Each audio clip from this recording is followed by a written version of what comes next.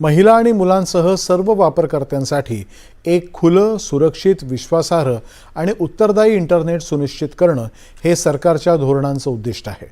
भारतातील इंटरनेट कोणत्याही प्रकारच्या बेकायदेशीर मजकुरापासून किंवा माहितीपासून, विशेषतः अश्लील आणि बिभत्स मजकुरापासून मुक्त राहील याची खात्री करण्यासाठी सरकार कटिबद्ध आहे, असं माहिती आणि प्रसारण मंत्रालयानं म्हटलं आहे. माहिती तंत्रज्ञान नियम 2021 नुसार समाज माध्यम मध्यस्थांसह सर्व मध्यस्थांवरती आवश्यक ती दक्षता बाळगण्याचं बंधन आहे. या नियमातील कायदेशीर जबाबदाऱ्यांचं पालन करण्यामध्ये एखादा मध्यस्थ अपयशी ठरल्यास माहिती तंत्रज्ञान कायद्याच्या कलम 79 अंतर्गत मिळणारं तृतीय पक्षीय माहितीवरील संरक्षण त्याला मिळत नाही.